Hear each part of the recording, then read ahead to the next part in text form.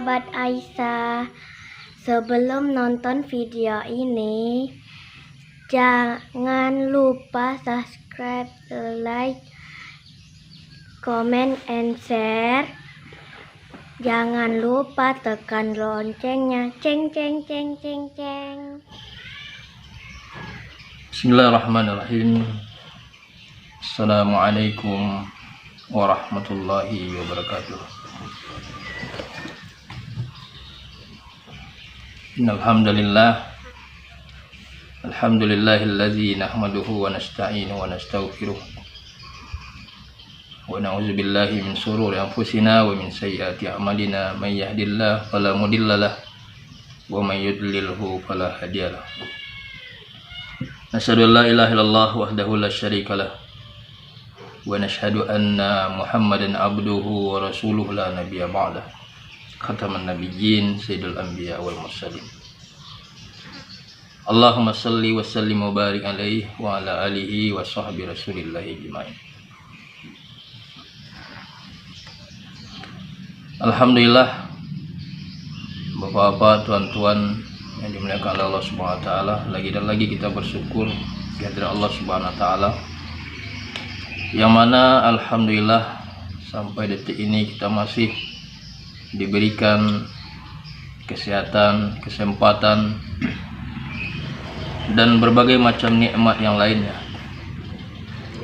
Dan diantara nikmat-nikmat yang diberikan oleh Allah Subhanahu wa taala yang wajib kita syukuri adalah nikmat iman dan Islam. Alhamdulillah ala ni'matil Islam wa kafa biha ni'mah.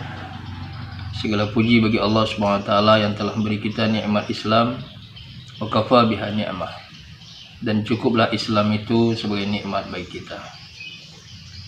Kemudian salat dan salam kita hadiahkan pada junjungan alam Nabi besar Muhammad sallallahu alaihi wasallam yang melafazkan Allahumma sholli ala sayyidina Muhammad wa ala ali sayyidina Muhammad. Bapak-bapak, tuan-tuan yang dimuliakan Allah Subhanahu wa taala, kita melanjutkan taklim pada pagi hari ini. Perlu juga saya sampaikan kepada kita semua untuk senantiasa menjaga protokol keimanan. Yang pertama, menjaga sholat di awal waktu. Kemudian yang kedua, membaca Al-Quran setiap hari minimal 10 ayat. Wajib kita baca Al-Quranul Karim. Kemudian yang ketiga, menjaga silaturahmi. Yang keempat, menjaga zikir pagi dan petang. Kemudian yang kelima, menjaga lidah kita atau lisan kita dari perkataan-perkataan yang tidak diridhoi oleh Allah Subhanahu wa taala. Tuan-tuan yang mulia, adapun taklim kita pada pagi hari ini adalah tentang penyebab keruntuhan umat. Beberapa penyebab kelalaian kita, terdapat beberapa penyebab kelalaian kita terhadap kewajiban yang sangat penting ini, yaitu penyebab yang pertama, kita sering menganggap bahwa kewajiban amar ma'ruf nahi mungkar hanyalah tanggung jawab alim ulama saja. Padahal yang dituju oleh Allah Subhanahu wa taala dalam Al-Qur'anul Karim adalah secara umum mutlak kepada setiap umat baginda Nabi Muhammad sallallahu alaihi wasallam dan kehidupan para sahabat radhiyallahu anhum dalam masa khairul qurun, generasi terbaik atau generasi emas, adalah bukti yang adil atas kewajiban tersebut. Hanya mengkhususkan tanggung jawab dakwah dan amar ma'ruf nahi mungkar ke atas alim ulama, lalu meninggalkannya dan hanya mengharap dan mengandalkan mereka saja dalam tugas ini, merupakan kebodohan yang sangat parah. Tugas ulama adalah menyampaikan yang hak dan menunjukkan jalan yang lurus. Sedangkan menggerakkan hamba-hamba Allah agar mengamalkan dan berjalan sesuai petunjuk merupakan tugas bagi orang-orang selain mereka. Ini sesuai dengan hadis Nabi Muhammad sallallahu alaihi wasallam, ala kullukum ra'in wa kullukum mas'ulun an ra'iyyatihi fal amirul ladzi 'alan nasi ra'in 'alaihim wa huwa mas'ulun anhum war rajul ra'in 'ala ahli baitihi wa huwa mas'ulun anhum wal mar'atu ra'iyah 'ala baiti ba'liha wa waladihi wa hiya mas'ulatun anhum wal 'abdu ra'in 'ala mali sayyidihi wa huwa mas'ulun anhu wa kullukum ra'in kullukum mas'ulun an ra'iyyatihi. Rawahu Bukhari wa Muslim.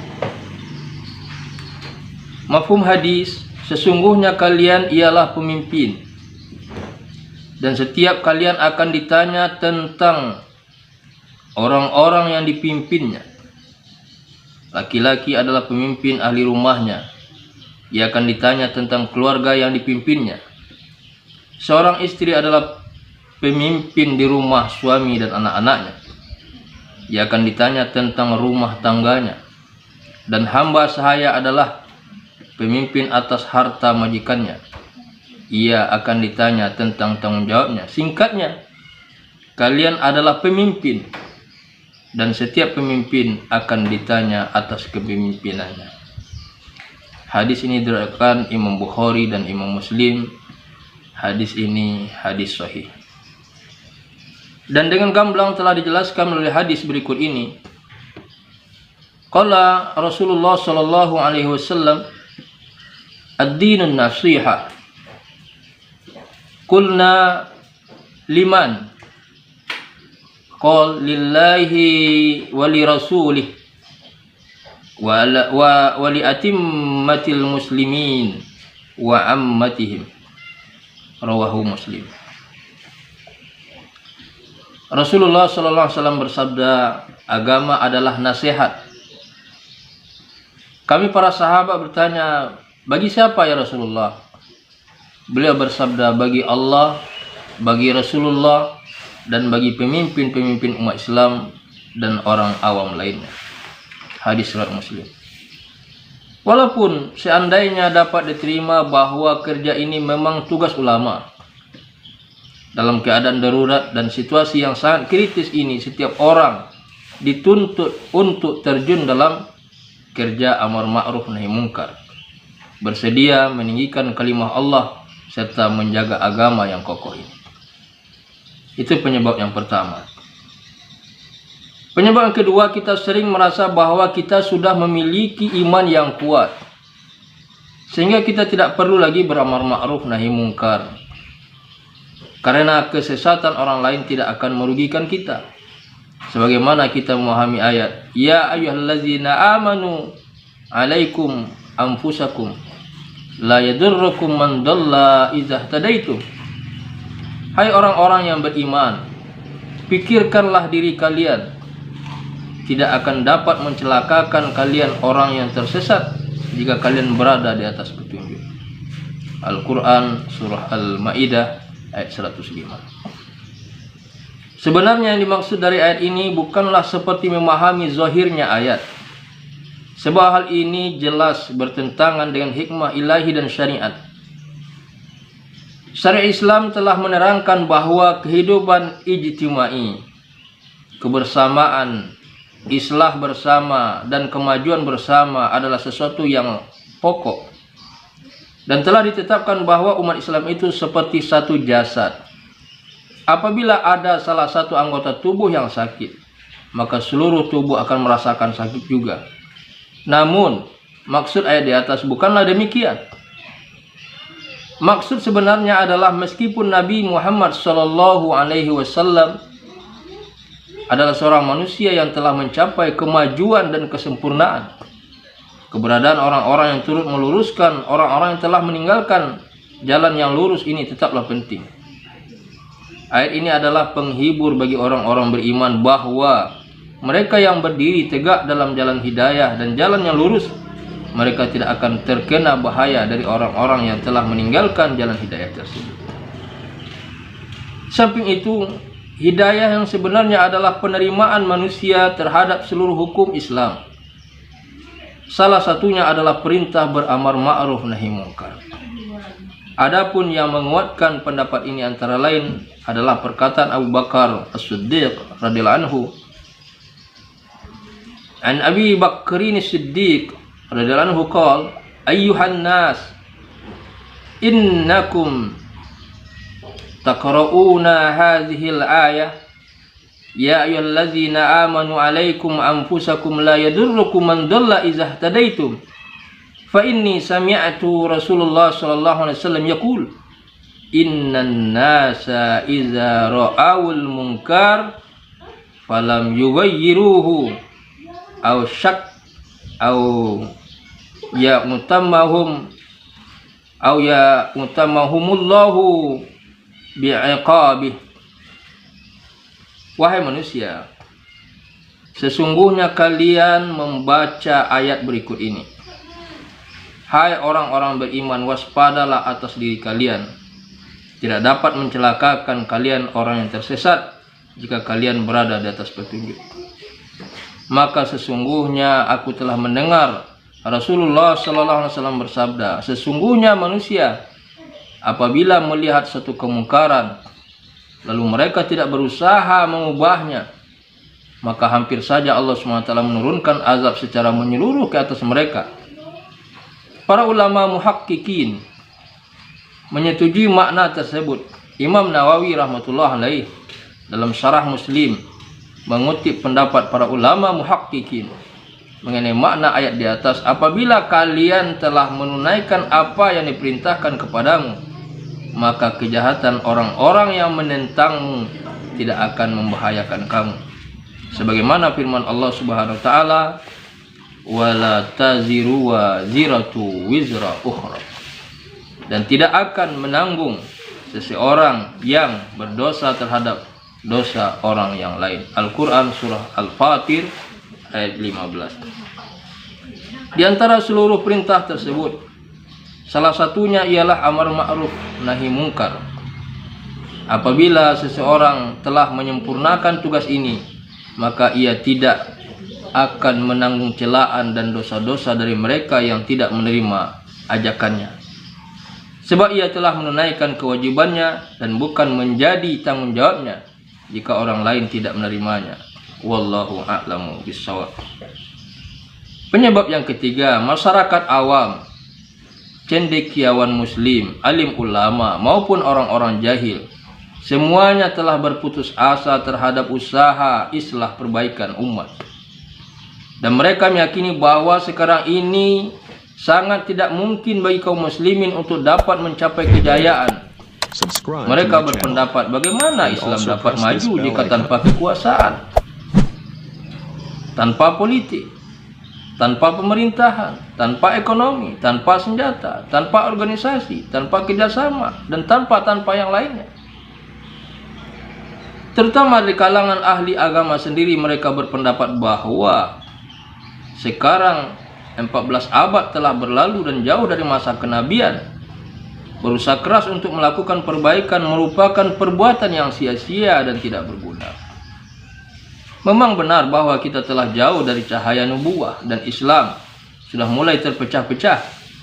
Tetapi bukan berarti tidak penting bagi kita untuk berusaha dan bersungguh-sungguh menjaga agama yang mulia ini, menghidupkan syariat Allah Subhanahu wa taala yang telah dibawa oleh Nabi Muhammad sallallahu alaihi wasallam ini. Seandainya orang-orang terdahulu berpikiran demikian, tentu Islam tidak akan sampai kepada kita hingga hari ini. Sebaiknya jika hal ini sudah dianggap tidak sesuai lagi dengan zaman, justru kita hendaknya berusaha lebih memperhatikan bagaimana agar usaha agama, usaha dakwah ini dapat dihidupkan kembali, yaitu dengan usaha nubuwah, usaha kenabian baginda Nabi Muhammad SAW. Suatu hal yang sangat mengherankan adalah agama yang seharusnya diamalkan dan diusahakan dengan sungguh-sungguhan, sekarang justru ditinggalkan sama sekali oleh penganutnya. Padahal hampir seluruh ayat Al-Quran dan hadis baginda Nabi Muhammad SAW telah memberi pelajaran agar kaum muslimin berjuang sungguh-sungguh untuk menegakkan agama ini, dan orang yang selalu menghabiskan malamnya dengan ibadah dan siang harinya dengan berpuasa juga selalu menjaga zikrullah, tetap tidak akan dapat menyamai derajat orang-orang yang tidak pernah tentang karena memikirkan kebaikan bagi orang lain dan merisaukan agar orang lain mendapat hidayah dari Allah Subhanahu wa taala. Dalam Al-Quran banyak sekali ayat yang menekankan tentang perintah berjuang di jalan Allah Subhanahu wa taala, tentang keutamaan mujahid berjuang, juga tentang keistimewaannya jika dibandingkan dengan amal lainnya, sebagaimana disebutkan dalam ayat A'udzubillahi minasyaitonirrajim. Bismillahirrahmanirrahim. La yastawil qa'iduna minal mu'minin ghairu ulid darari wal mujahiduna fi sabilillah bi amwalihim wa anfusihim faddalallahu al mujahidina bi amwalihim wa anfusihim alal qa'idina darajah wa kullu wa'adallahu al husna wa faddalallahu al mujahidina alal qa'idina ajran azima darajatin minhu wa maghfiratan wa rahmah wa kana Allahu ghafurur rahim. Tidaklah sama orang-orang yang beriman yang tinggal duduk di rumah mereka tanpa ada uzur dengan orang-orang beriman yang berjuang di jalan Allah Subhanahu wa taala dengan harta mereka dan jiwa mereka. Allah SWT mengangkat orang-orang berjuang di jalan Allah SWT dengan harta dan jiwa mereka atas orang-orang yang tinggal di rumah mereka satu derajat. Allah SWT telah menjanjikan kepada mereka semua dengan pahala yang baik, dan Allah memberi kelebihan kepada orang-orang yang berjuang di jalannya dibandingkan mereka yang tinggal di rumah mereka dengan pahala yang sangat besar sekali, yaitu beberapa derajat dari sisinya, diberi ampunan dan rahmat, dan Allah SWT Maha Pengampun lagi Maha Penyayang. Al-Quran Surah An-Nisa ayat 95 sampai dengan 96. Bapak-bapak, tuan-tuan, hadirin yang dimuliakan oleh Allah Subhanahu wa taala, ini saja dulu taklim kita pada pagi hari yang berbahagia ini. Mudah-mudahan kita semua umat Islam di mana saja berada diberikan kekuatan oleh Allah SWT untuk dapat mengamalkan agama ini sempurna dalam kehidupan kita. Kemudian jangan kita pernah menyerah, jangan pernah pasrah kita untuk mengajak saudara-saudara kita untuk kembali ke jalan Allah Subhanahu wa taala. Tuan-tuan yang dimuliakan Allah Subhanahu wa taala, kemudian perlu juga kami ingatkan kepada saudara-saudara kami yang baru hadir di channel Herman Maulana TV channel ini, yang belum subscribe, secepatnya subscribe, kemudian like, komen, dan share kepada saudara-saudara kita. Mudah-mudahan dengan channel ini bisa kita berbagi ilmu, berbagi hikmah, kemudian berbagi sesuatu yang baik kepada saudara-saudara kita. Sebab dengan subscribe yang tuan-tuan berikan akan menjadikan channel ini semakin maju ke depan. Untuk kesempurnaan majelis ini kita tutup dengan doa kafarah kepada majelis. Subhanallah wa bihamdihi, subhanakallahumma wa bihamdika, asyhadu an la ilaha illa anta, astaghfiruka wa atubu ilaik. Assalamualaikum warahmatullahi wabarakatuh.